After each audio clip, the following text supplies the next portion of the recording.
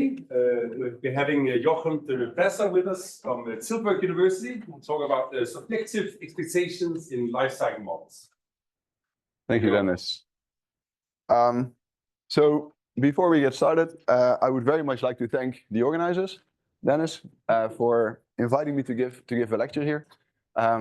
It has been super inspiring to be here, to meet so many of you. I was a bit daunted beforehand by the fact that this conference lasts for a week, but I must say time has flown. And it will almost be a pity to go home tomorrow, no? It will, has been a lot of fun. So I'm Jochem de Bresser. I'm based at Tilburg University in the south of the Netherlands. And I also have an affiliation to NetSpar, a think tank on pensions and retirement, which is, of course, that came basically out of doing these kinds of analysis of life cycle models.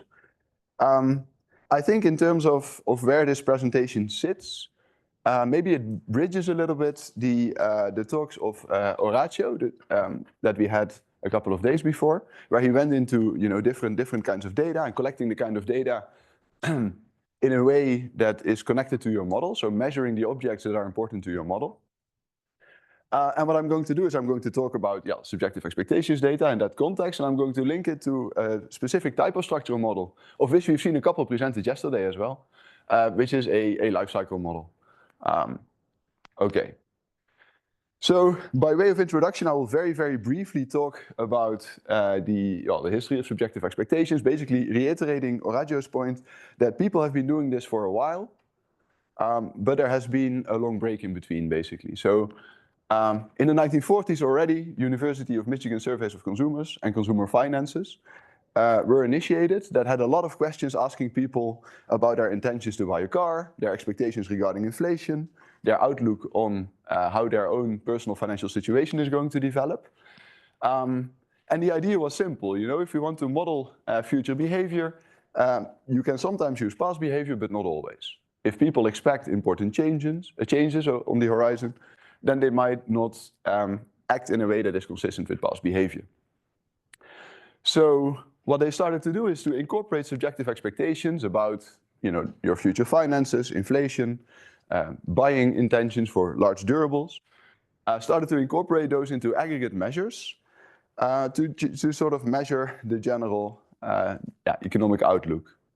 The most important one, or the most famous one, is the Consumer Sentiment Index, which they started in 1966, but has still been going and is being reported in all kinds of publications. I mean, the source for this is The Economist, but there are, people are clearly looking at this.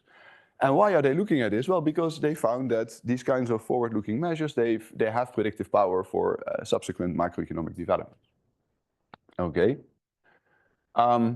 So the reason why we as economists have been interested in or started to get interested in subjective expectations, initially in the 1950s or 1940s, and then again starting from the late 1990s, is that they hold the promise at least to, predict choices, either on a micro or on a macro level, understand better how those choices are made, so being able to disentangle preferences, beliefs, and constraints in a way that might matter for counterfactual policies. And that's something that I will return to in the application.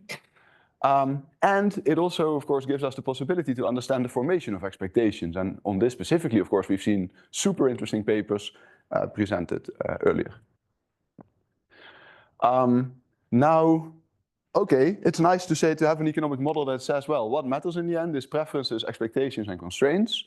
But then, how should we then measure those expectations? And this goes back to Horatio's point. You want to do that in a way that is consistent with the models that we have in mind, right? So, as pointed out by Mansky, economic theory says that agents use probabilities, basically reasoned probabilities. And that is then the most direct way, I guess, if you want to be able to map your measures to the data. That's the best way to do it, is to elicit something that you can translate then into probabilities. Either probabilities directly, or depending on the setting, you might use different methods, but I'll come back to that. But that's how you want to do it, basically. And then there's multiple advantages. The first one is interpersonal comparability.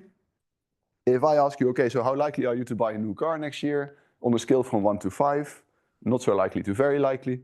Of course, the question is always, if I say very likely, and you say very likely, do we really have the same numbers in mind? You know, do we have the same mapping in mind from probabilities, underlying probabilities, to reported numbers on a Likert scale?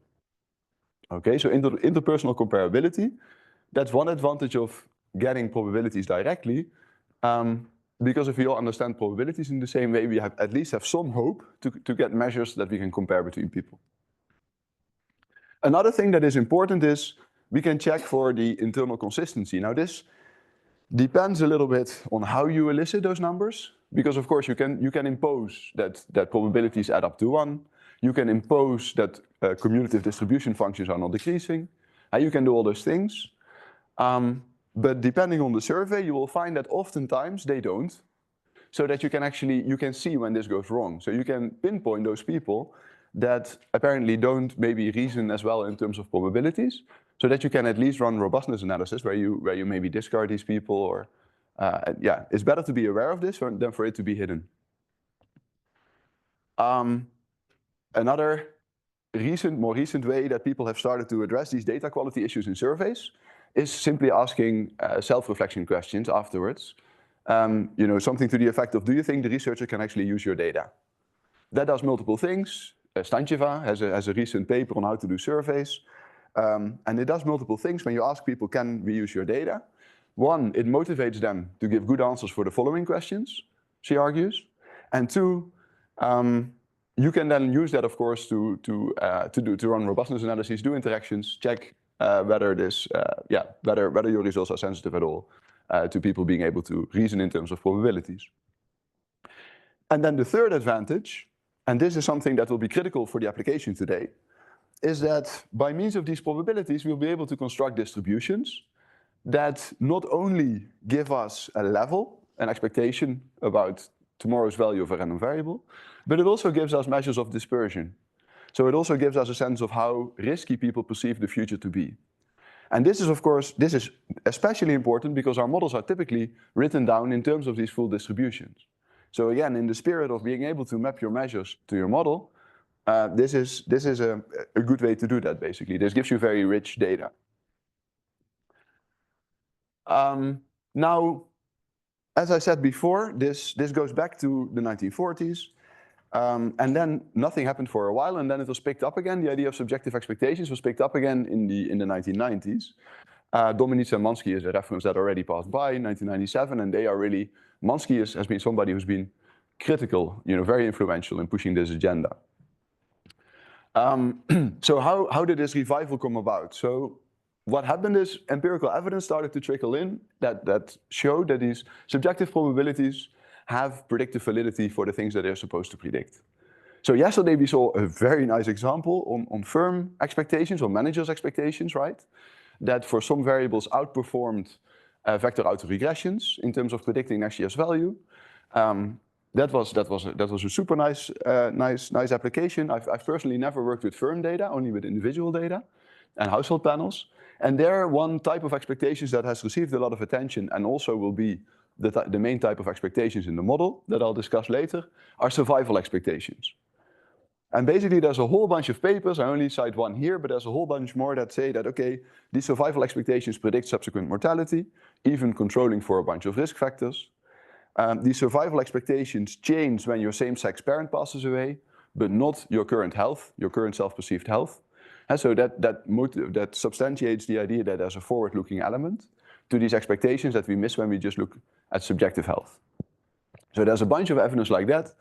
I myself have a paper with Arthur van Soest on voting intentions in national elections in the Netherlands, in which we randomly give people probabilities or deterministic questions about the party that they're going to vote for next year, in next year's elections, elicited in 2016.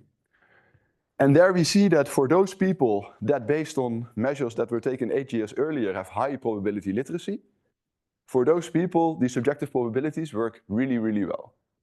The bar for having probability literacy is low because I think 88% of the sample qualifies. So for the vast majority of people in our sample then, these subjective probabilities far outperformed just discrete predictions when it came to an important outcome, which is the vote that you're going to cast next year. So that's just, these are subjective expectations predict relevant things for firms, for individuals, for voting behavior, for survival, many different kinds of applications. Another one being adolescents' expectations of life events. So this is more micro. This is about, okay, so in our samples, do we observe that, you know, individual level expectations predict individual level behavior, individual level events? There have also been more macro studies that look at changes in consumption and inflation and then relate those to variables like this index for consumer sentiment. And have also shown that these subjective measures can predict macro changes in consumption and inflation. And in addition to that, one other thing that helped was the fact that from the psychology perspective, people started to come up with alternatives for, well, basically rational models, fully rational models. And the idea was people might not be able to integrate all information in the way that we would assume they might. And that might be about the processing of information, but it might also, of course, be about information sets. Especially when it comes to something personal like survival, you know, maybe you've got access to much more data than the researcher typically does. Because of events that happened around you. You know stuff that happened to you or to your parents, say, or your grandparents that inform the way that you think about these things. So it might be, it doesn't always have to be irrational, it might also just be differences in information sets that lead to variation in expectations. And as a result of all these pieces of evidence that support the validity of subjective expectations data, they have been incorporated into, I would say, most major household surveys. And then, of course, in the US, I mean, there's the American Life Panel, there's the HRS about retirement, there's many more. In Europe, I know about Share. Share has a lot of subjective expectations.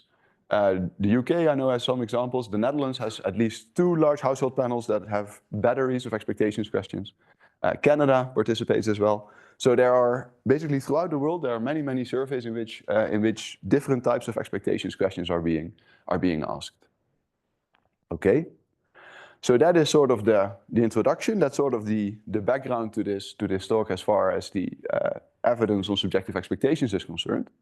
What I want to do for the rest of this talk is first give you a brief sketch of a life cycle model so that everybody's on the same page. I know that people here are working on topics ranging from IO to labor to whatever other topics in between. So therefore, it's nice to get everybody on the same page. Then I will go general to specific. So then I will start with a very brief couple of slide literature review in which I pinpoint some of the uses to which these subjective expectations have been put. My goal here is not to be complete, but my goal here is simply to give you a couple of ideas based on the sketch of the life cycle model. You know, where do these things fit in? Then I'm going to talk a little bit about the issues of measurement. Measurement is very important when you deal with the subjective expectations data. We've seen a presentation yesterday that talked about bunching and rounding of these probabilities.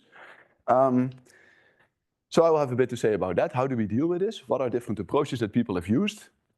And that then will be the bridge to, the application, which incorporates heterogeneity in survival expectations into a life cycle model. Because there we will see that in order to do that, it really helps to model these expectations in a way that reduces their dimensionality effectively and allows you to interpolate and extrapolate across different ages. So that's the big picture. That's how this all hopefully functions together. Okay. So first, let's make sure that everybody is on the same page regarding life cycle models. So these life cycle models deal with different decisions that have very long-term consequences. Okay, so what kind of decisions are we thinking about? Well, primarily today I'm going to talk about saving and retirement. Those are the sort of canonical decisions that people make in life cycle models. But of course you can extend them, and people have using, you know, health investments or education, marriage. You can extend them to younger ages. For today, what I'm going to talk about is a life cycle model that picks people up at age 50 and then analyzes how they retire. Okay, and also has saving in there, because when a pension reform happens, it might not just affect labor supply, of course, it might also affect the way that people self-insure against all kinds of things. So savings are in there. So those are the main decisions that I will focus on today. And why do we do these structural models? Now, yeah, I don't have to tell you this, I guess, but it's clear that, first of all, they allow us to hopefully better understand observed behavior.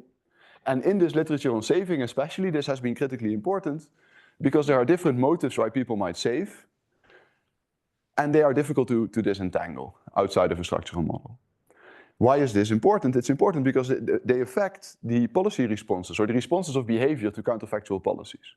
Do people save primarily out of precautionary reasons? Or do people save primarily because they want to bequeath their wealth to their children? Whether the explanation for savings is one or the other matters for how people are going to respond in terms of savings to pension reform. Okay. So that's the first thing. And then, of course, bless you, the most important reason why I guess all of us are estimating structural models is that we want to predict behavior under counterfactual sets of institutions. We want to be able to anticipate the effects of pension reforms, which will be the particular application that I will look at. We all know this, but the basic ingredients of these models are choices, preferences, beliefs or expectations, and budget constraints. So the pension institutions that determine what you can and cannot do. And these expectations can be about two types of, fall into two types: states of nature and future choices. Okay? This distinction was proposed by Mansky and in the recent handbook of economic expectations. And this is also how I'll organize the literature review. States of nature being things that are less inside your control from the model's perspective. Things like health. Now, of course, notice immediately that this is not like a strong distinction, right? It's health you can partly influence. Survival you can partly influence. But the idea is that depending on your model, in my model, health will be exogenous and survival will also be completely exogenous. Okay?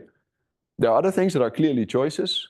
Future labor supply. How much you're going to bequeath, well, is at least to a large extent a choice that you that you can make, basically, that you can influence. Okay. So how does it all fit together? Well, the lifecycle model that I'll sketch for you is based on Van der Klauw and Wolpin. And what I'm going to do here is I'm going to give you the broad sketch, and then I'm going to tell you how I fill in the details in this particular application at the end, you know, in a bit more detail, at length. That's the idea. So first fix ideas, and then go to a specific application. The structure is that we have discrete time, which we think of as age, in years, and it's a finite horizon problem, so at some point you're going to die. Yes? If we don't have a model for exactly why and how subjective expectations differ from rational expectations, how can we predict counterfactuals if those subjective expectations were formed under a particular paradigm? Very good question. I was gonna get to that, but why not say it now? So what you're saying is, look, it's nice that we have expectations data in one policy regime, but if we want to predict behavior under counterfactual institutions, people might form their expectations in a different way, and we're going to have to extrapolate that as well. And that's a fair point. So, I mean, of course, the extent to which that bites really depends on the type of objects that you're forming expectations over. I mean, in the model that I'll be looking at, these expectations will be about your own survival. I would say that for your own survival, a pension reform doesn't really have a big effect. Plus, in my own model, quite frankly, there's no formation of expectations because the panel is short, and we basically see that the revisions that people report are mostly noise. So that's a data restriction that informs that aspect of the model. There's no dynamics in expectations. In general, the fact that expectations might change when institutions change is a challenge that you have to deal with. And I guess the beauty is then if you can elicit choice probabilities or expectations regarding future choices, you can also do so in counterfactual policy regimes. So you can, I think, by designing these choices cleverly, you can think about how expectation formation changes in a counterfactual policy regime. So is there any like general rules in the way that okay, prospect theory says, but because of the way evolution has worked, then we know that people generally have this kind of a bias, right? Yes.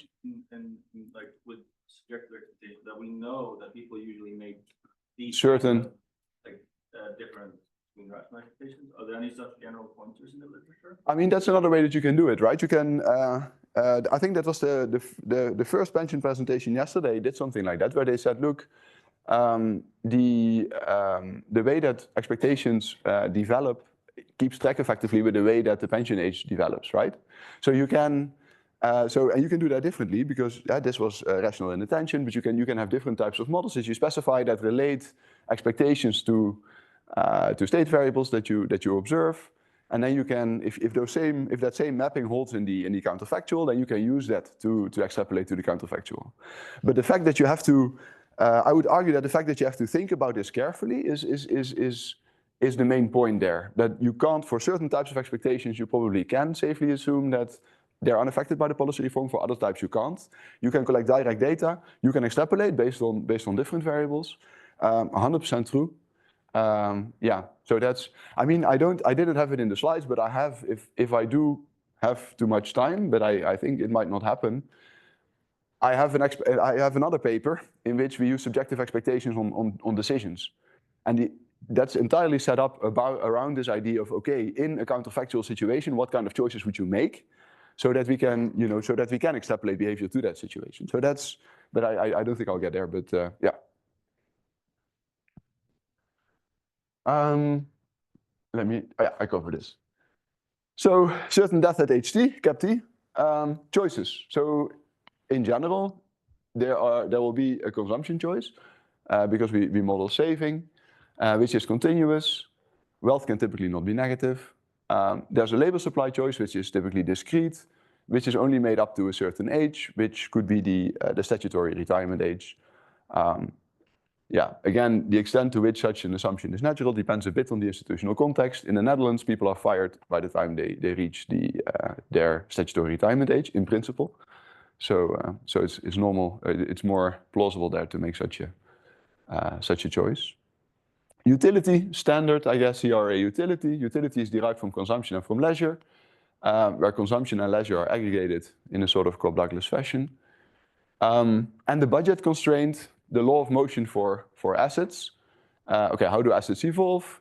Well, if I can still work, right? If labor supply is still an option for me, then tomorrow's assets are going to be today's assets plus my income if I decide to work. So my income if my labor supply is 1, minus my consumption, and it earns an interest rate. If not, then my income is going to be slightly different because I'm going to get a pension. Right, so I'm going to get a pension, which depends on my labor market history. So this H here is the history of my labor supplies, and the Y is my history of my incomes. And of course, this just depends on the pension system that you're looking at, right? The function that you have here, minus consumption, and then that is increases by a factor equal to 1 plus the interest rate. So this is typically the basic setup for such a budget constraint. Leisure can be normalized. Okay, full leisure can be normalized to 1, and then you pay a certain fixed cost eta if you decide to work. There's a fixed cost associated with work. Now, this kappa here is already the first place where expectations might enter, and a place where expectations did enter in the presentations that we've seen before. Namely, there might be some policy uncertainty. There might be some uncertainty with respect to the economic environment in which you function. And that here is captured by kappa. Maybe you won't get the full pension according to today's rules. You might get a discount.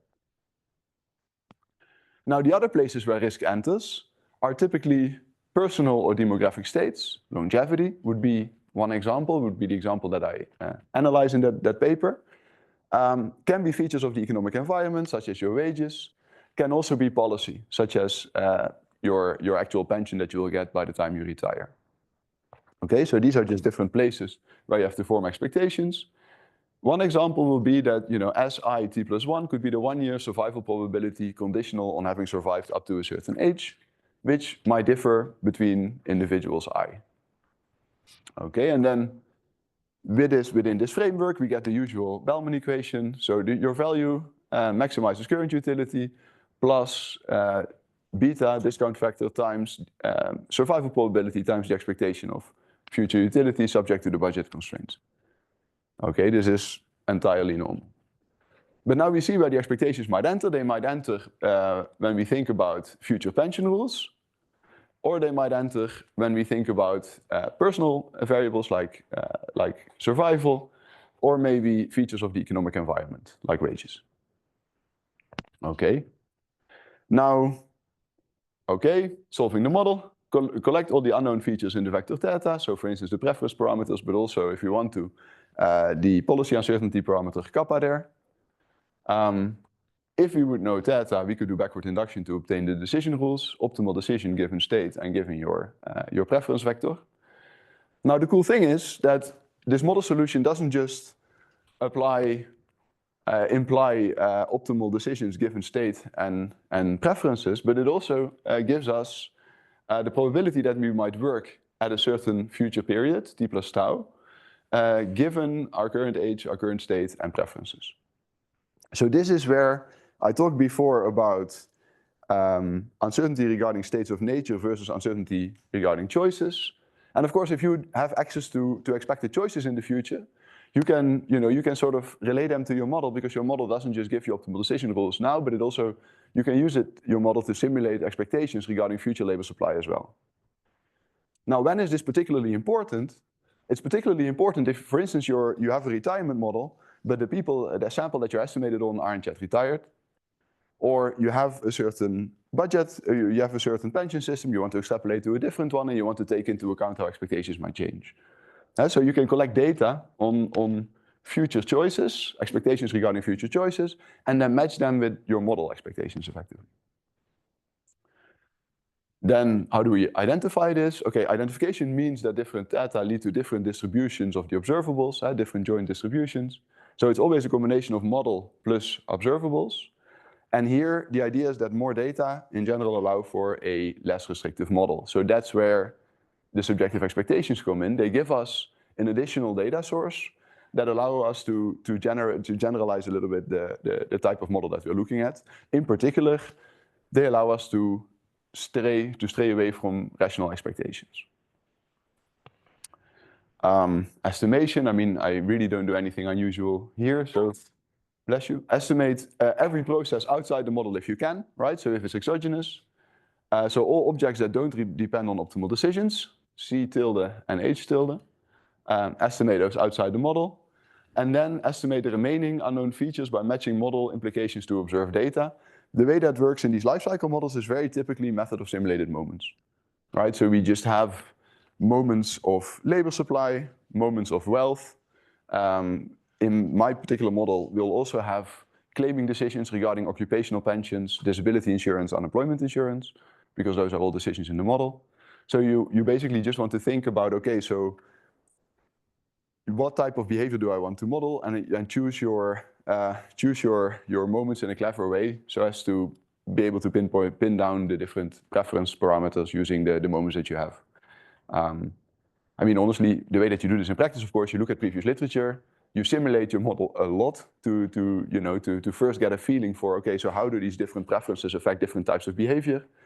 And then what I did in the next step is I estimated the model fixing different combinations of parameters in place to make sure that I get different function values basically whenever I fix something at a certain level and allow everything else to be freely estimated. The reason for that is that certain parameters, as we'll see, are easy to relate to certain moments, but other parameters are not. You've got something like the concavity of your utility function that's going to determine a whole bunch of different choices simultaneously. And it's where intuition goes to die. It's not a very easy thing to come up with moments that will pin that down. There are tricks to doing that, but like for instance, strategic survey questions, where you ask specific questions, especially to pin down certain parameters of your model. Amerix has a whole series of papers in which he does this. But in general, I mean, for me, this has been kind of a trial and error. This has been playing with the model, estimating it many times, and yeah, in the end, making sure it works. Now, the expectations. So how do we deal with the expectations in this model? So typically, the usual assumption that has been made has been based on the data that are available in most applications, which concern basically just choices, right? Choices and observed states, but not expectations. So then what people have typically done is they've said, look, we have our one period survival, we also have different types of uncertainty, say wages. What do? Well, we just equate this to stuff that we as the econometrician can estimate. And that's it. So for instance, for survival, the typical estimate that people have used is actuarial forecasts, right? So just life tables that are compiled by statistical offices. Now, this is fine, you know. I mean, if you don't have expectations data available, I guess this is what you do, because this requires data only on choices and state variables. But of course, it's a good approximation only if decision makers have the same information as the econometrician and process that information as we would do. Because decision makers, when they think about the future, they face an inference problem, they face an estimation problem, similar to what we would face as economists. So the thing is that, you know, how they tackle this estimation problem is really, that's the key question for whether, when you're evaluating whether subjective expectations are more useful than rational expectations. Because for instance, when it comes to these actuarial forecasts, what they do is they typically differ only by cohort and by gender. Okay, so what that means is that it doesn't allow, you know, it clearly doesn't incorporate all the knowledge that individuals have about the survival of their ancestors and about all the health events that they might have experienced themselves. So it's interesting, it's called rational expectations, but it's rational expectations based on a very limited information set, I guess, right? Because people would typically have much more information about certain objects than we do. So rational expectations in that sense is a bit of a misnomer, because yeah, depending on what you're looking at, but definitely survival expectations, I don't think it would be entirely rational for the decision maker to say, look, I'll just look up statistics Netherlands tables, and that's exactly what I expect for me to happen. It might be earlier in life, it definitely won't be later in life. You've accumulated a little bit more information about where you fall in the distribution of survival.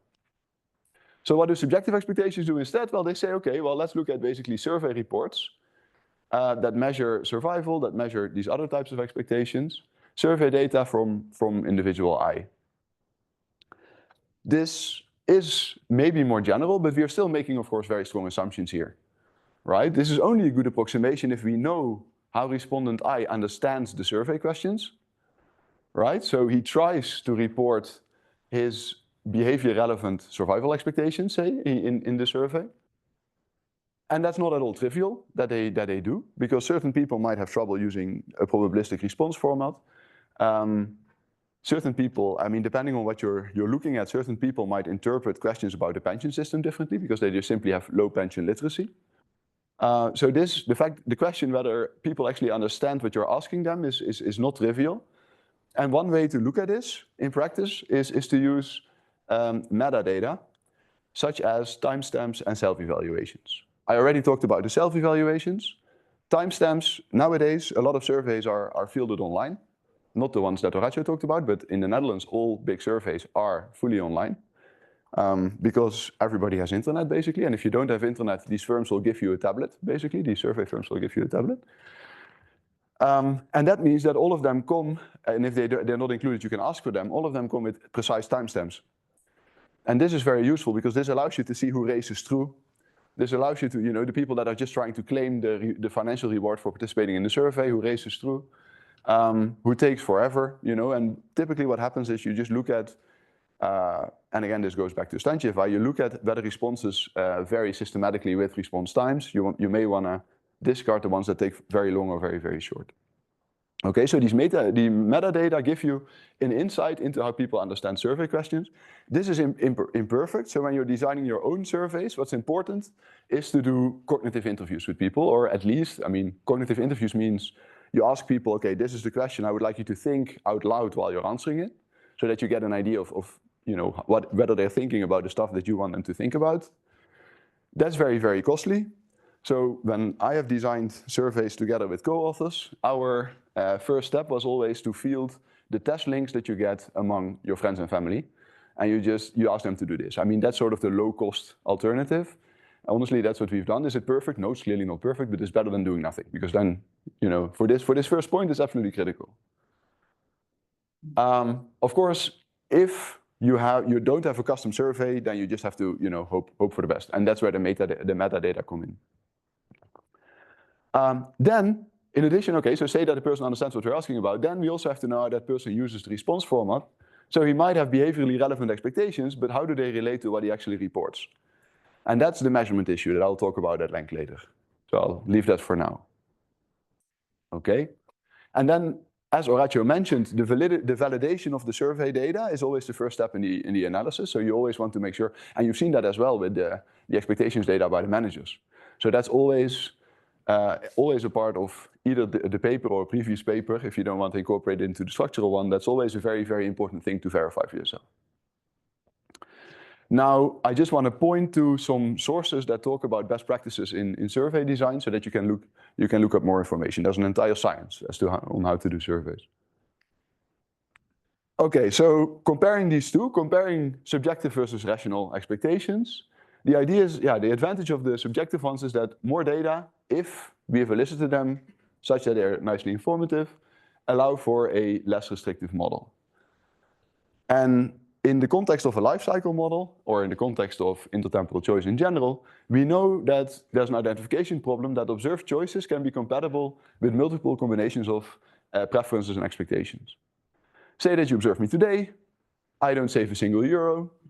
That could be because I'm certain that I'm going to be dead tomorrow, or it could be because I don't care about tomorrow, right? So that can be a matter of discount factor, it can be a matter of my expectations.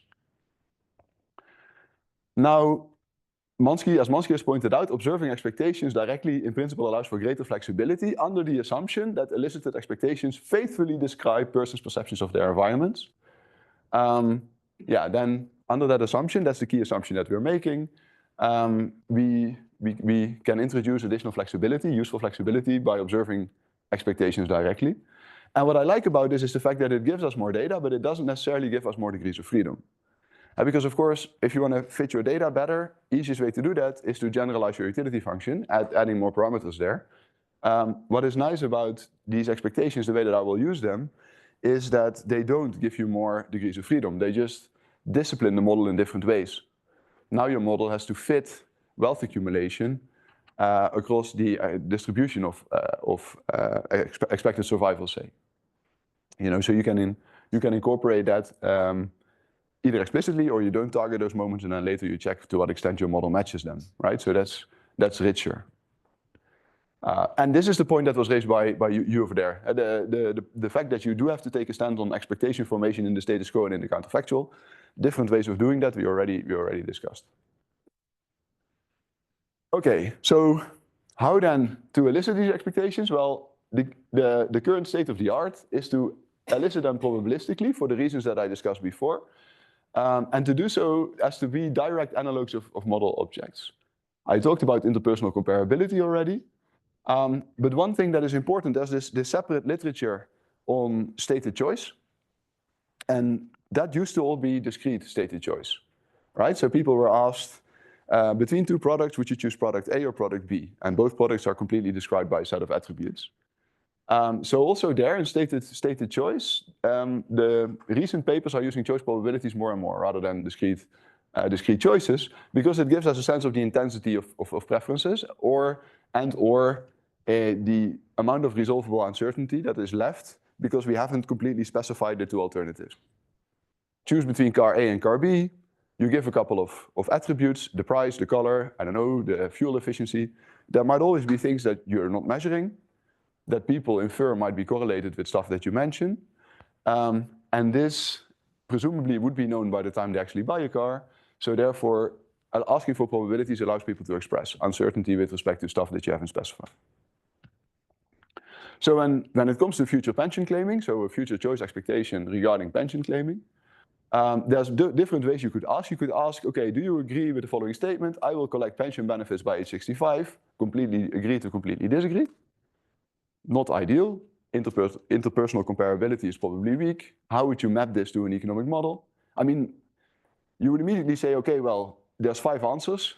So probably, probability 0 to 20% is the bottom one, etc., etc. You can do that, but that's a very strong assumption, right? And that also has to apply uniformly for everybody. Second, at what age do you expect to start collecting pension benefits? Nice, gives you a moment already, I guess, of the expected pension claiming distribution. However, it's uncertain whether that's the mode, whether that's the median, whether that's the mean. I mean, again, if this is the data that you have, you're gonna make an assumption and roll with it. You would say the mean probably. But nonetheless, what's even better, I guess, is to ask what is the chance that you will collect pension benefits by age 65, 66, 67. And that gives you a sense of the uncertainty that I have in that distribution as well as the location. Okay, so that's basically a little bit more about probabilistic questions being the state of the art. What's also important is to keep in mind, of course, the sample that you're actually going to be fielding this in. I have never done this, but I know that Susan Roweather and Adeline de Levant have extensive work on how to do this in emerging economies. And there they found that more visual methods work much better. So balls and bins, people construct histograms, people construct densities. That's really the way that they advocate. They say, okay, do it there. So it really depends. And that the same would probably apply if you work with a very specific sample from the Netherlands or wherever. You want to make sure that, again, understanding of the questions is absolutely critical. Okay, so how have people, yes?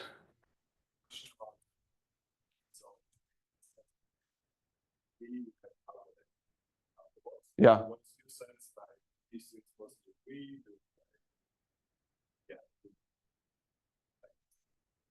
There is, okay, I know that there's papers that have looked at this.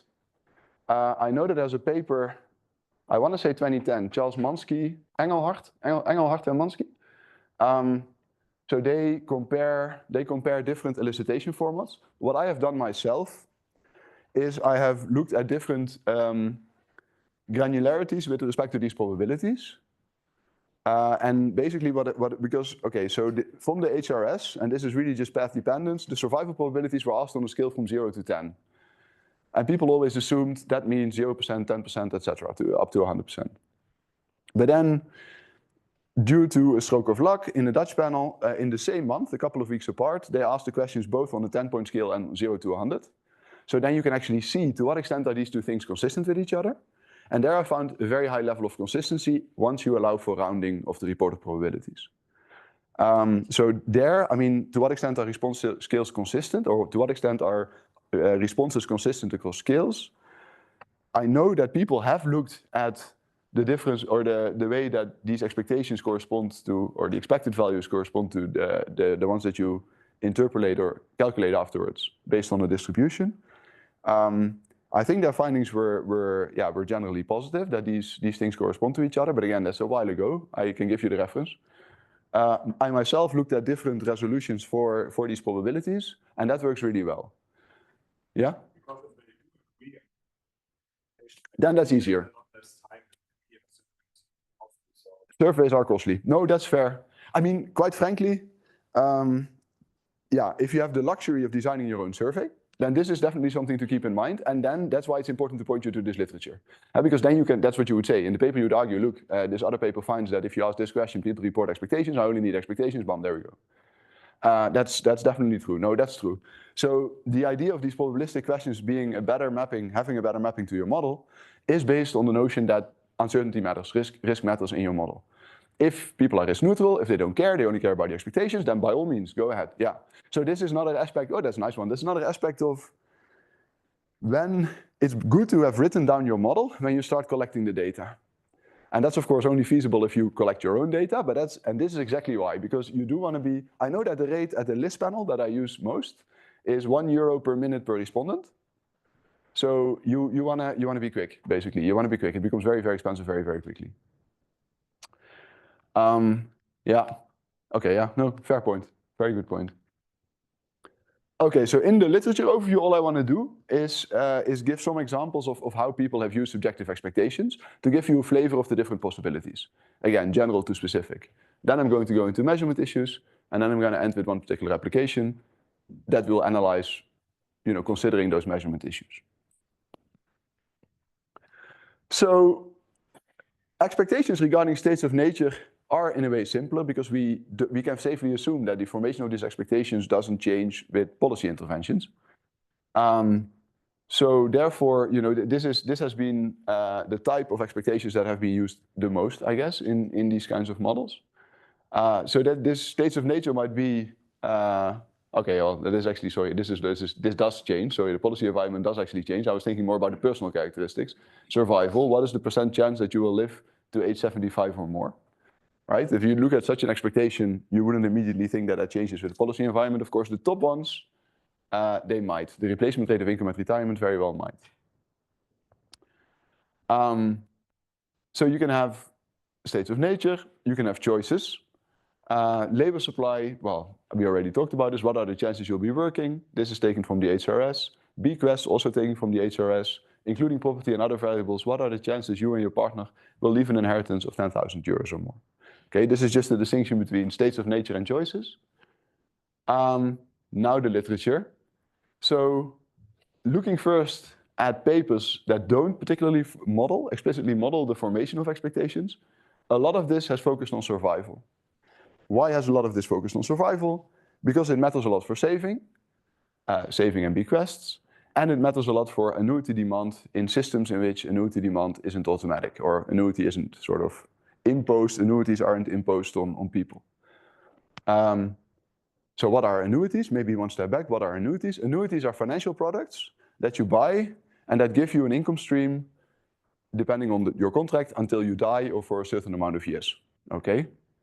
And that's why it's immediately clear that when actuaries determine the prices of such an insurance product, because it insures you against longevity, it's immediately clear that the extent to which that price is attractive to you would be a function of how long you think you will live. Because they use life tables when they determine these prices. If you expect to live particularly long, it's probably a good deal. If you expect to live particularly short, then it's probably a very bad deal. So that's why annuity demand is one of those places where subjective expectations have played an important role. Saving and bequest, I mean, clearly, if you expect to live long, you might want to save more. If you have a strong bequest motive, you might want to save more. And this started in the last 10 years, basically. So again, it all started in 2015, using the HRS, estimating their model with these life table expectations as well as subjective expectations, predicting wealth 4 years out and showing that it works a lot better with subjective expectations. And there's other papers. And this one, the Bresser 2024, is the one that I'll discuss in detail later. Annuity demand, as I said, annuities look more attractive if you expect to live longer than the actuaries expect you to do. And indeed, OD and Stark find that that people being relatively pessimistic about their survival is one explanation for what is called the annuity puzzle, which is why do people not buy annuities despite the fact that this gives you longevity insurance. So this is a level thing. They say, okay, well, in our subjective data, people expect to live a bit shorter than the actuarial tables suggest. And that could be a quantitatively important explanation for why people choose not to buy these annuities. And there's a recent paper that improves on that a little bit, allowing for annuitization decisions every year, and doesn't only look at, okay, across your entire lifetime, how many people annuitize, but also when exactly do people choose to buy annuities in the UK. And he finds that not only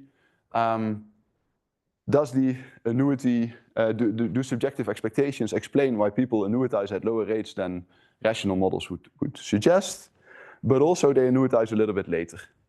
So I think it's 3.2 years later on average. So that's a nice little wrinkle that he adds there.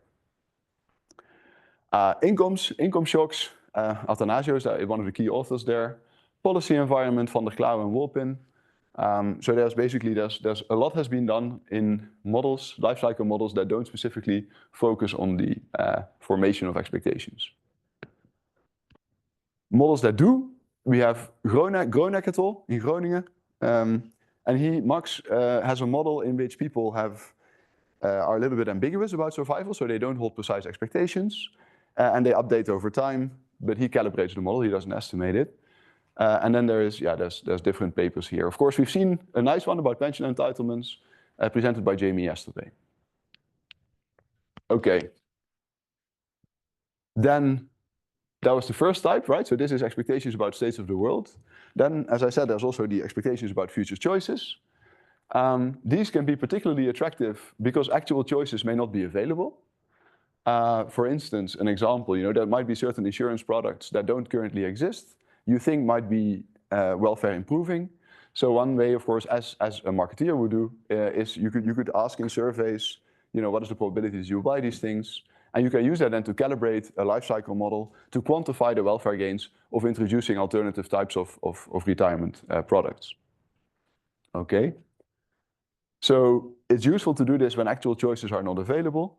It allows you to go for to condition your choices on a specified economic environment that again maps neatly into the model. So that goes to the point that was raised earlier. This allows you to get counterfactual behavior in different policy environments. You can vary your attributes randomly, which is hugely important because that gives you experimental variation, right? Like prices that allow you to estimate price sensitivities that would be difficult to identify credibly if you wouldn't have random variation in prices. So for these life care annuities, so the annuities that pay more when you need long-term care, we randomly varied prices between the actuarially fair price and that price plus or minus 30%. And by using different choices by the same individual, 20 choices by the same individual, we can get an individual-specific estimate of their price sensitivity.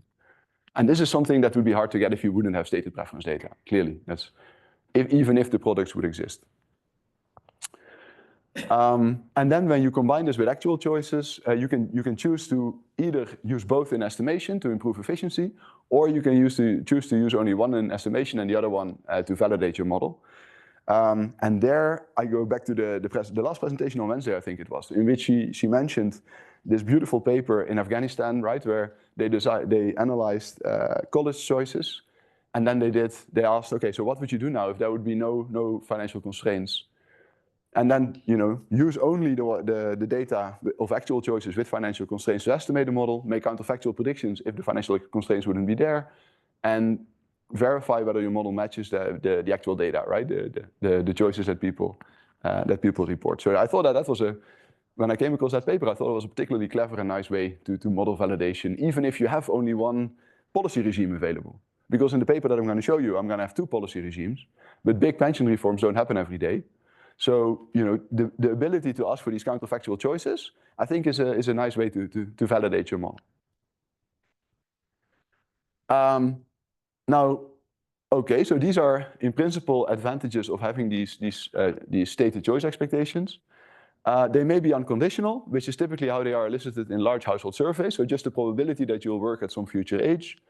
And that gives you expected behavior given the current information set of the respondent, right? So not given a certain information set that is imposed by us as the survey designer.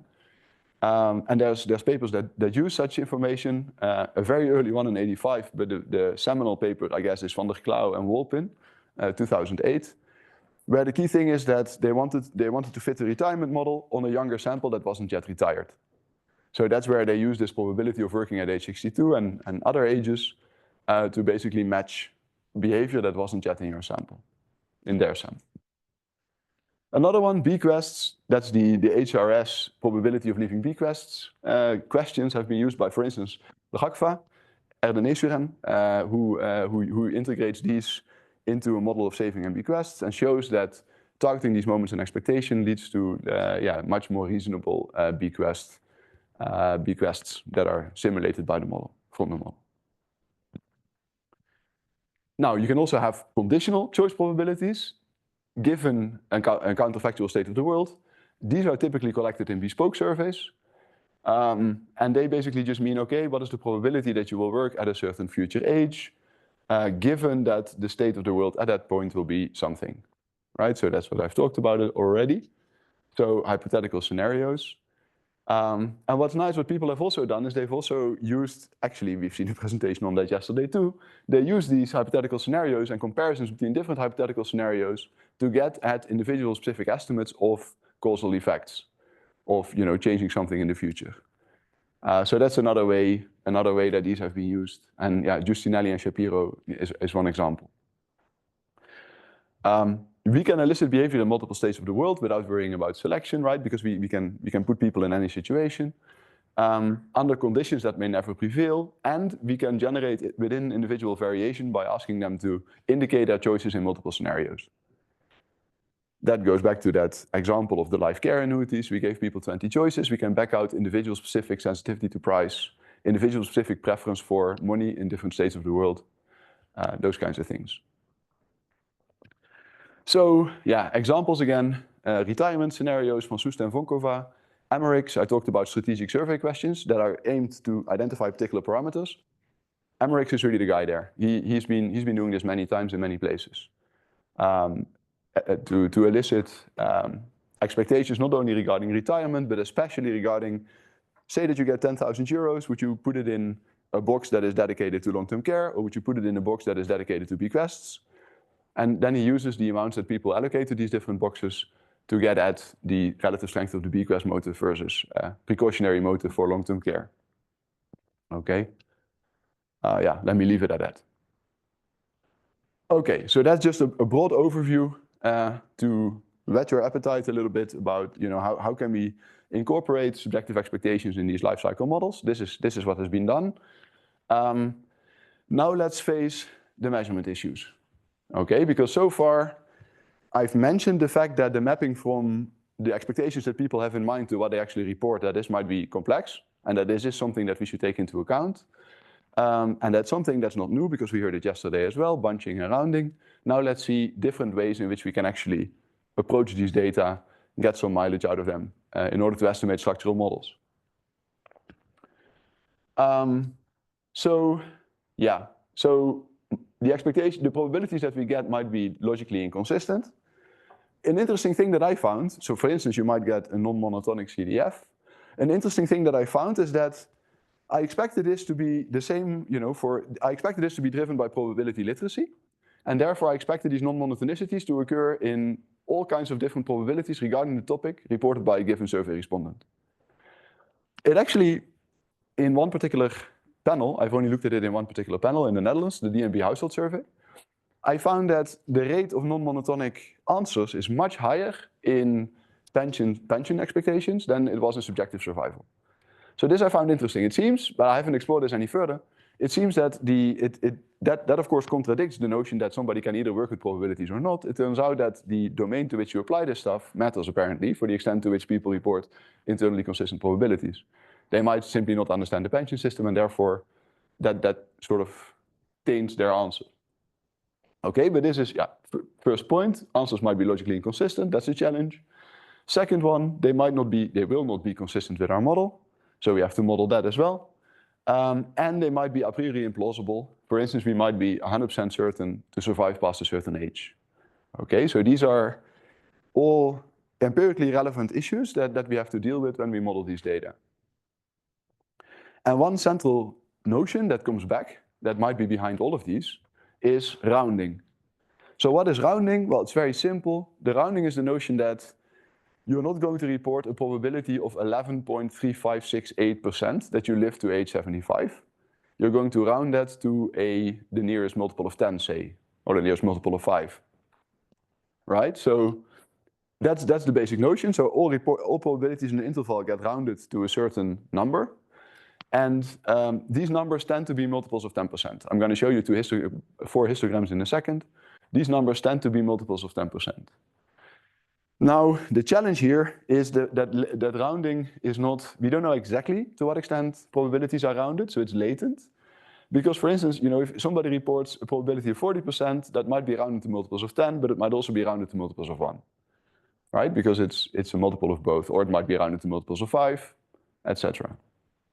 Okay, so basically rounding is a latent construct, and we have to take a stance on how it works, and I will show you 2 ways of doing that. It may also be induced by the survey. I talked before, in response to a question, I talked about survival probabilities being elicited on a scale from 0 to 10 or from 0 to 100. And of course, the 0 to 10 scale, the way that everybody interpreted that was just, this is basically 0 to 100%, but then forced to be rounded to multiples of 10. Okay? Now, distinct from rounding, in this particular literature, distinct from rounding are focal answers. And focal answers, the idea there is that, okay, people give an answer, but it's completely unrelated to their underlying beliefs. And that is used to explain excess bunching at 0, 50, and 100%. So that is an expression of epistemic rather than subjective risk, epistemic uncertainty rather than subjective risk. What does that mean? People simply don't know what to do, and they're going to say 50-50, whatever. What is the probability that I live to age 75? 50-50. I don't know. So these are, both of these lead to bunching. And the way that I've approached this is basically see, okay, can rounding by itself account for the type of bunching that you observe? Or do you need something more? And then that something more would be focal answers. And again, the extent to which you need focal answers, which is basically an additional step in the answering process. Am I going to answer something related to my expectations or something completely unrelated? The extent to which that matters depends very strongly again on the question that you're asking. So it's difficult to give general guidance here. I know that in another paper, Kleinjans and von Soest, 2014, I think they found that it matters a lot for bequest probabilities, but much less for other types of probabilities. And so again, it depends a little bit on the topic, and that makes sense because you might be able to write down a probability for something, but not for something else. So now let's see that bunching at work. So these are two surveys, the pension barometer and the DNB household survey, that are fielded in the same panel, the DNB household panel or the center panel. And what they ask, what you see is in the top panel, you see the probability that you will survive until age 75. And for the same people, you see that elicited on a scale from 0 to 100%. But this allows for all intermediate answers at a resolution of 1. And this is the corresponding data at a resolution of 10 percentage points, right? So this is, the right would be an example of survey-induced rounding, and the left would be, as you can see, still very heavily rounded. Because this is a histogram where the bin size is 1. And you see this large spike here of, what is it, almost 50% at 50. Then you see another large spike at 80%. Almost nobody says that they will definitely not survive to age 75, but there are a couple of people that are 100% sure, etc. So this pattern, and you see it here for a different target age 85. This pattern is something that that has led people to believe, okay, look, there's an issue here that we have to address. There's a measurement issue here that we have to address. And that's basically, I'm going to show you a couple of ways in which people have done that.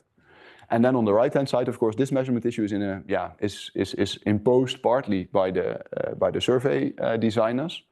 But the beauty is, of course, that once you have your rounding model, once you specify the rounding model, you can easily deal with both of these. Because you can say underlying is a certain distribution for subjective survival. The reporting rules are different.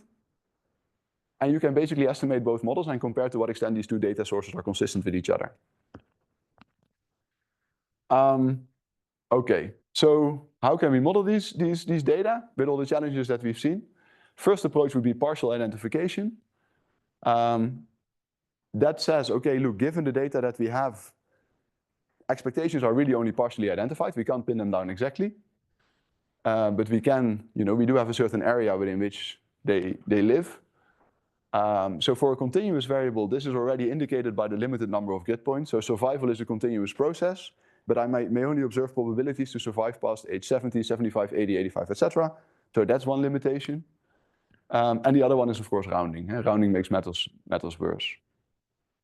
So I'm going to show you how we can deal with this. The second one, nonlinear least squares or spline interpolation. That's basically just fitting distributions one by one. We've seen an example of that as well. So everybody has, say, income expectations that are log normal, and we're estimating a mu and a sigma for each individual. Okay, we can do that by nonlinear least squares. That's nice, but it's still going to give you two continuous state variables for each individual if you want to characterize those expectations. So that's why the third approach that I'll mention here is a parametric mixing model that can handle both focal answers and rounding and will allow you for partial pooling. So you can reduce your unobserved heterogeneity to, your observed heterogeneity to just one dimension. So expectations are in principle a multidimensional object. You reduce it to just one. So what I'm going to do is I'm going to maybe go straight. I'm going to skip the partial identification one because I don't think I have enough time to then afterwards go into the application. And the application is a structural model, so I should have time to go into the application.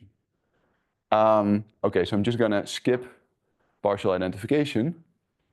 But what I do have to show you, of course, is what people report. So what do we have in terms of data? On the vertical axis here, we have survival probabilities from 0 to 100. On the horizontal axis, we have target ages. And what people do is they report a probability of living past age 70, 75, 80, 85, and 90.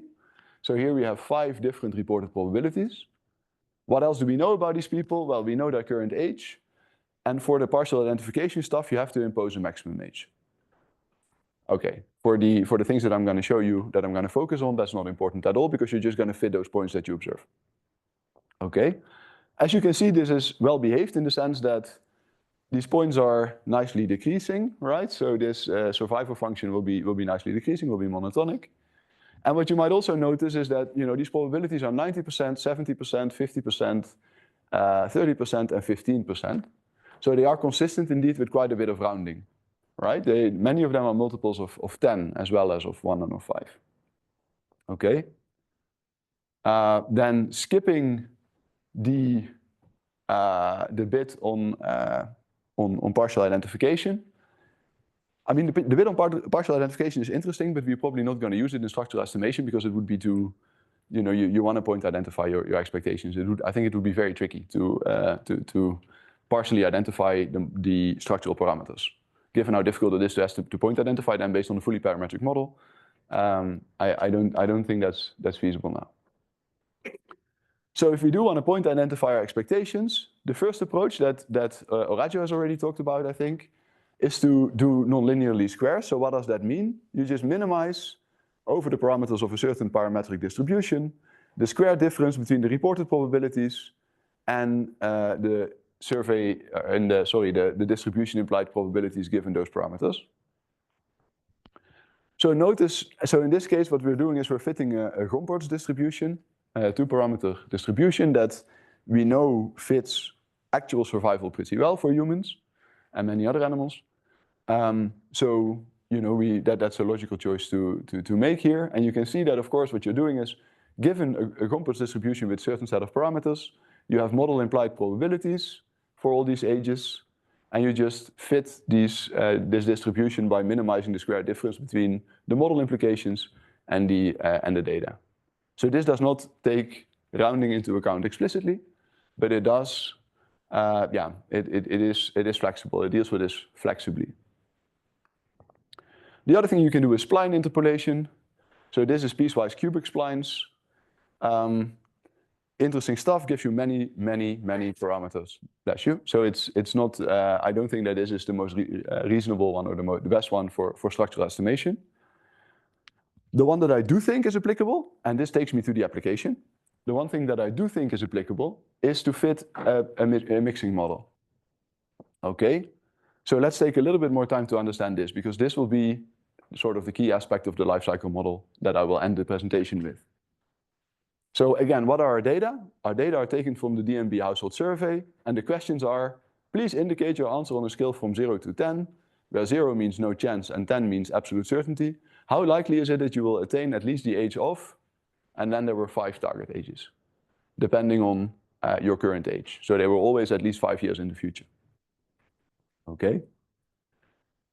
So this is a limited response scale, because they followed the HRS and decided to only use a scale from 0 to 10. Nonetheless, in a different paper, I showed that these answers can be interpreted as probabilities. That's what I talked about before.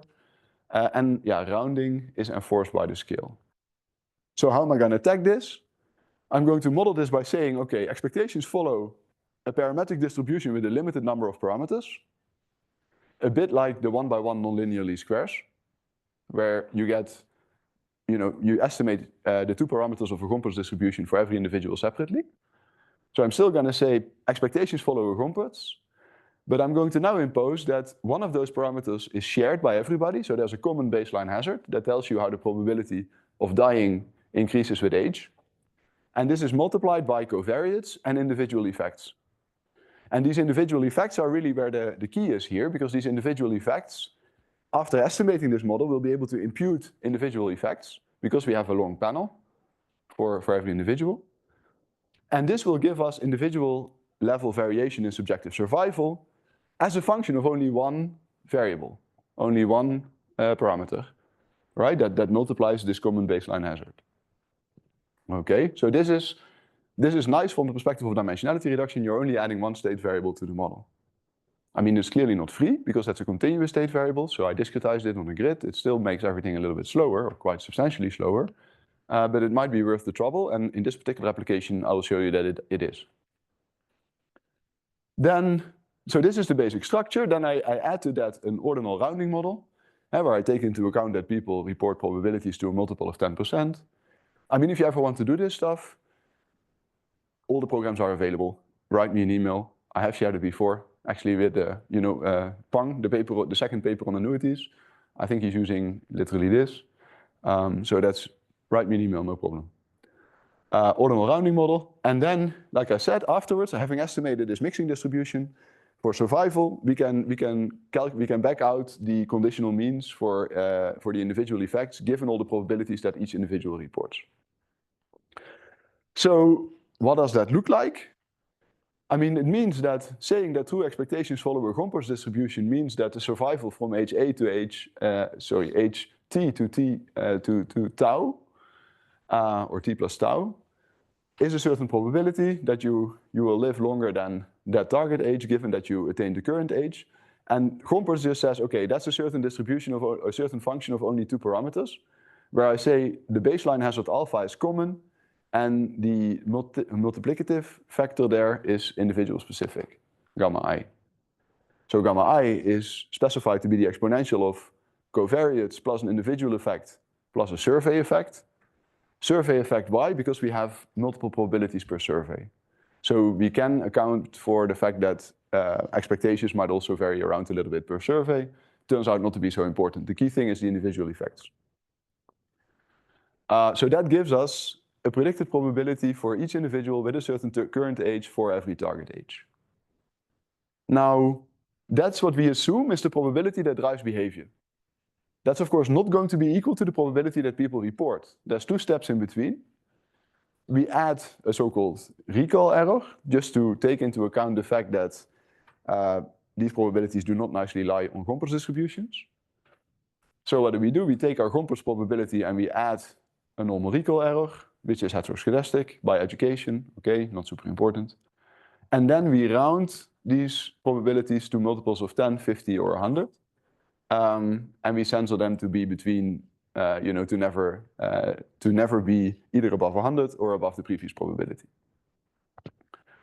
So that's what we do. So it's clearly it has to be fully parametric because we want to go from this many-dimensional object that is survival expectations. We just want to go back to one single dimension of heterogeneity that varies between individuals. Now, what does that look like in practice? Again, we have the survival probabilities on the vertical axis between 0 and 100%. We have target ages on the horizontal. People in this example this person reports only 3 probabilities: the probability of living past age 70, 80, and 90. Okay, now how is the model going to interpret this? The model is going to say, okay, this probability that is reported actually comes from a Gompers distribution, where for each target age we have a model implied probability that you will live beyond that age. Now, the reported probabilities aren't going to be equal to the Gompers probabilities because the Gompers probabilities are perturbed by recall error.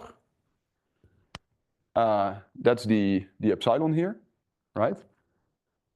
And then what is the reporting rule? Well, the reporting rule is that you can round to multiples of 10, 50, or 100, because that's that's driven by this limited resolution of the answer scale. So the first one being equal to 100%, when would you report 100%? Well, you would report 100% if your P star is above, if you round to multiples of 10, if your P star is above 95, okay? And similarly, if you round to multiples of 50, you would report 100% if your P star is above 75, okay? And you can do this for every probability. Of course, rounding of a probability reported equal to 60% is not a multiple of 50 or 100. So the only rounding category that is left is rounding multiples of 10. So that's why there's only one shaded area there.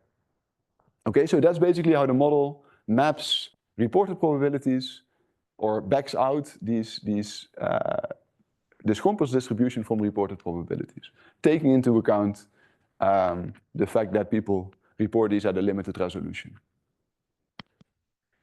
So what kind of estimates does that give us? Well, it tells us that being in poor health, these are hazard ratios, right? So being in poor health raises your probability of dying by 36%, or the hazard of death, I should say, by 36%. What is important here, I guess, to point out is that the individual effects have a variance that is much larger than the sequence effects. So it accounts for 87% in one period of the total variance and even 96% in the other period. So it turns out that for our data, subjective survival is fairly, for a given individual, fairly persistent, right? Or actually very persistent. Almost all of the individual heterogeneity is at the individual level rather than the survey wave level. And why is that? That's simply because we only have a relatively short panel here in the pre-reform period, right? 1993 to 2001. Yeah, and this is again 10 years there. So apparently over these types of time horizons, people don't substantially, these people haven't substantially updated their subjective survival expectation. And then there is rounding. Yeah, let's not worry about that for now. So what do we get out of this? What we get out of this is, okay, so here we have a probability on the vertical axis, the probability of dying before next year on the vertical axis, and ages on the horizontal. So what we get here is sample average, so the average over the individual specific coefficient, so the individual effects of these individual specific survival curves, right? This is nothing else than just the average over all individuals of the individual specific curves. We get that for two time periods, the two time periods that we estimate this for. So gray is the 2010s, yeah, and black is the 1990s. And these are the sample averages. So we see indeed, as you would expect, that if you're healthy, the probability of dying before next year increases with age. If you're unhealthy, it does so slightly more. Okay. But the key thing here is not these averages. The key thing is that we can also then go to individual specific survival expectations by taking conditional means. So to say, okay, well, we've got this mixing distribution, and that is the distribution of your individual effects. That captures the distribution of subjective survival in the population. Now what I want to do is I want to be able to incorporate survival heterogeneity into my life cycle model. So what I'm going to do is I'm going to look at conditional means that approximate individual specific survival curves. And that's nothing else than the conditional mean given the probabilities that person I reports of the individual effect, basically, for person I. Okay, so that's why in the end there's only one index that ranks people on subjective survival, and that's an additional state variable to be taken into account in the survival or in the life cycle model to be estimated. Okay, so the mixing distribution, which we can look at as a prior, plus the probabilities by individual I, give us a posterior distribution for the individual and sequence effects, where the sequence effects don't matter, as I've shown you. So what does that look like then? Okay, so here we have on the horizontal axis in the top panel individual effects, and we just see the density, we see for both pre- and post-reform periods. We basically see that there's quite a bit of variation. Now, it's hard to interpret like this, but here in the bottom, I've translated this to the survival probabilities in good health. The mean from the previous graph is the solid line, given that you're in good health. And then you can see the variation first, P25, P75, P5, P95. You can see the variation that is implied by this distribution of the individual effects in terms of 1 year survival probabilities. Okay, that's nice. And now what we can do, and that's going to be the final bit of the presentation, we can use a life cycle model to map this heterogeneity or to incorporate this heterogeneity and see whether that matters for the counterfactual predictions that we make. Okay, that's the last step.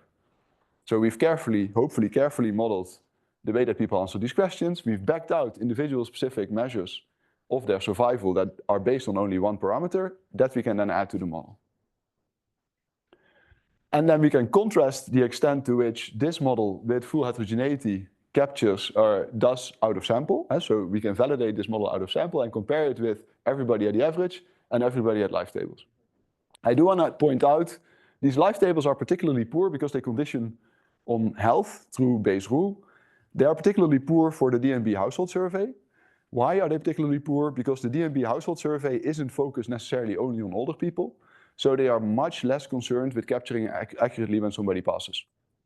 The HRS in the US has exit interviews, so you really know when somebody passes.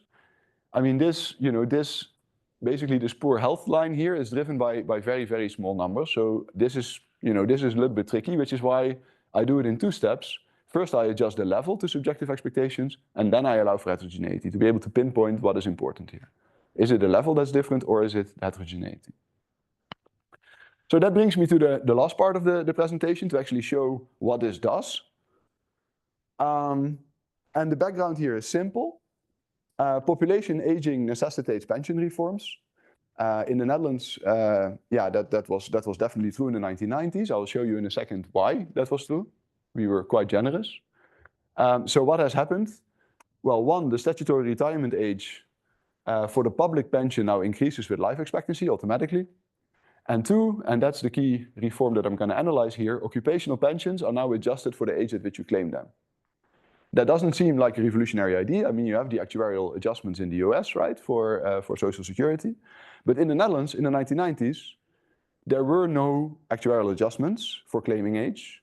So people could retire from age 59, depending on your collective labor agreement, 58 or 59, at a replacement rate of 85% of your last income. And you would continue to accumulate pension entitlements in your occupational pension scheme as if you were working. So it was ridiculously generous. And of course, the reasoning was, and that it was the lump of labor fallacy, the reasoning was if we push out the old people, then the younger people will have jobs, right? That was the idea. Now, half of that was very successful. The old people left en masse, and the young people, yeah, they didn't do so much. So that's why at some point, these very generous early retirement schemes in the occupational pensions are now adjusted for claiming ages. You can see where I'm going with this, because the extent to which that bites depends on what you believe regarding your own survival. Because these actuarial adjustments to your benefit levels, they may seem fair to somebody who has population average survival expectations, but not to somebody who expects to live much longer or much shorter. Okay, so you can see why subjective survival is a natural fit with this pension reform. So I have a big pension reform. The other thing that I have is a long-running panel that allows us to validate counterfactuals. So I'm going to estimate the life cycle model based purely on pre-reform data, and then I'm going to see how different versions of the model, life tables, sample average objective survival, and full heterogeneity, how they do out of sample. And the key message that we will see is that different combinations of preferences and expectations, and this notion that preferences are only identified conditional on expectations, these different combinations imply similar retirement in one policy regime, yet completely different retirement in the counterfactual regime with the actuarial adjustment. So that shows the importance of the out-of-sample validation, and that's why I emphasize the fact that conditional choices that are elicited, conditional choice expectations, are a way to get that even if you don't have, the long panel with a big pension reform. This I already showed you. I'm going to use rational expectations, as in I'm going to use life tables. I'm going to use sample average subjective survival, and I'm going to use fully individual specific subjective survival. And I'm going to estimate the model under all these three versions, and I'm going to evaluate model fit, preference parameters, and out of sample. And on this, or before this, I have this measurement model of subjective survival that I've explained to you, where heterogeneity is captured through one parameter. Okay. So what does this model look like? 5 minutes. What does this model look like? It's going to be unitary, so it's going to be only men. This is the Netherlands in the 1990s that we're modeling. So, this is old school, but the Netherlands in the 1990s was pretty old school. Choices, labor supply, consumption, and benefit claiming decisions. So nobody told you that you had to retire at age 59. You could work longer, right? So we want to allow for that possibility. And why disability insurance and unemployment insurance? Because it was widely known in the 1990s in the Netherlands that these were being used to retire even earlier. Because you could enter these schemes, checks would be fairly lax for disability. For unemployment, you wouldn't have to apply for jobs after age 60. So these were seen as alternative and legitimate alternative ways to retire early. 1990s Netherlands was really heaven if you didn't like to work. That was really fantastic. Okay, preferences, usual preferences, consumption, leisure, and bequests. Why bequests? Because these models have a very hard time rationalizing why people hold on to wealth. So one trick is to include value of dying with wealth, which is value of leaving a bequest. Which risks? Longevity risk, key risk that I emphasized so far. There's also health risk and wage risk in there. Those two I just model with observed processes, so rational expectations. And the reason is that we don't have subjective data in the panel during the 1990s on these objects.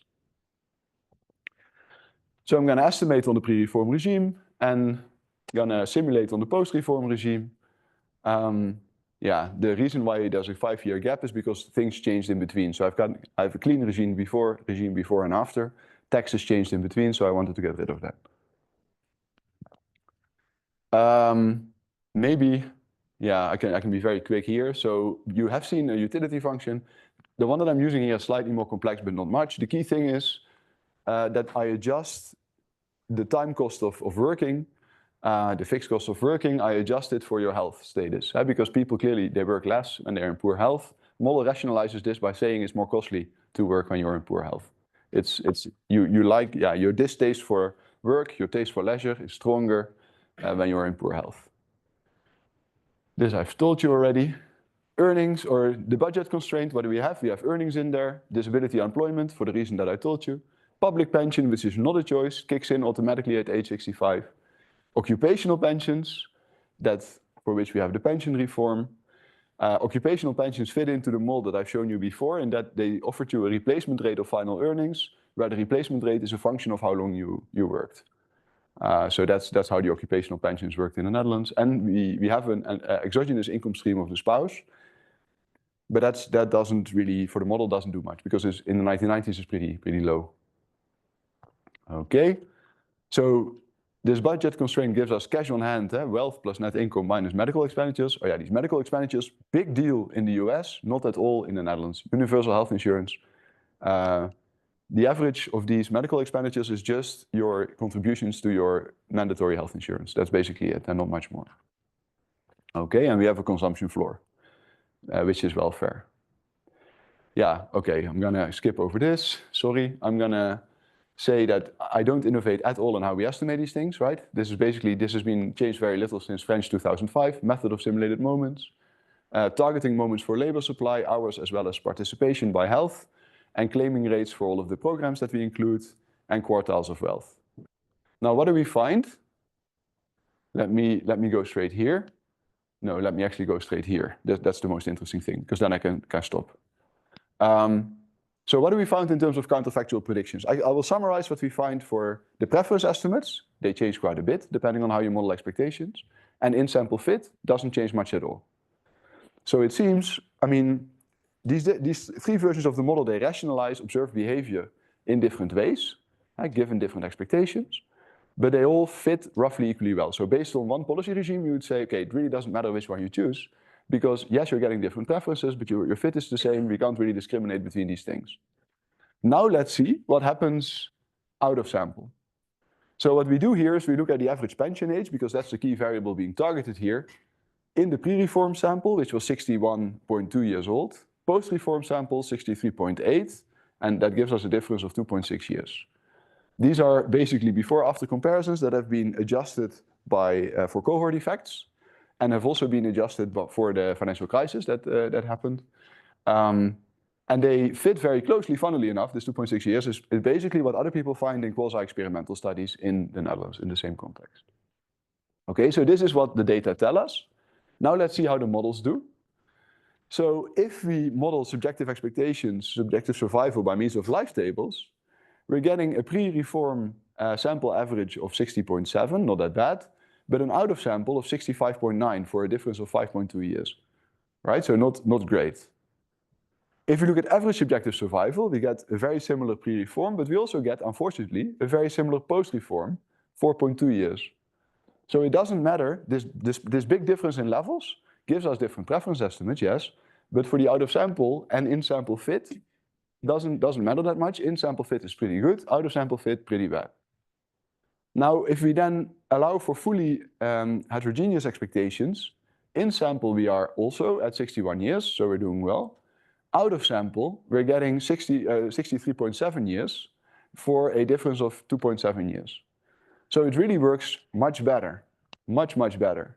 And this is the key insight, I guess, from this presentation. The way that you model expectations might not look like it does much in a given policy regime, but if you tweak the policy regime in a way that interacts with these expectations, it might actually matter a whole lot for your out-of-sample predictions.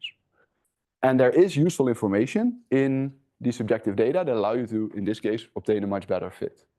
Now, one last thing to say about this is that I also tried a model of life tables, but then conditioning on all kinds of health behavior, because I thought, okay, in these life tables, we can also allow for more heterogeneity if we take into account whether people smoke and drink or smoke and drink. And so then, you had a limited amount of heterogeneity based on their choices that people make. And that didn't do much, right? So it's really the individual level heterogeneity here that led to big improvement. Same story, but then in a graph. And this I will skip. Okay, so then moving forward, what are some cool things that I'm excited about? I think there's a lot to be done with conditional probabilities. I mean, people are using it, like I said, to get at perceptions of causal effects, and I think that's exactly what we've seen Stéphane Bonan present yesterday. Joint distributions was mentioned, I think, by Aureo during the presentation of Horaggio, that this is something to look into. And one thing that this literature on causal effects, subjective causal effects, has shown is that people can reason very well in terms of conditional probabilities if you explain them, if you do a couple of trial questions. So these conditional probabilities, I expect, are the way to attack joints as well, right? Because then you can elicit joint probability distribution. Then elicitation of uncertainty in addition to risk. Everything that I talked about was based on the idea that people have a precise survival function in mind. That need not be true at all. So recent papers have looked at intervals for reported probabilities. And this is, of course, particularly interesting from a learning perspective as well. You might actually collect data in which, this is Giustinelli et al. They simply ask, what is the probability that you get Alzheimer's? Are you certain about that probability? Yes, okay, you're done. If you're not certain, what will be the interval that probably captures that probability? And then they look at, how this ambiguity changes. Changes, I'm not so sure, but at least what the ambiguity looks like for different ages. They're still collecting the data, so the changes will definitely be coming. And this, I think, is interesting from a learning perspective. It might allow us to observe that. Together with PhD students working on different things. Valuing life care annuities from a welfare perspective, and estimating income processes on admin data, survey data, on incomes, as well as subjective expectations. So there's plenty of work to be done here. So I hope that you guys got something out of this. That would be fantastic. And again, if you want to do anything that was in this presentation, contact me. I have shared this stuff, and I'm more than willing to share it in the future. Thanks.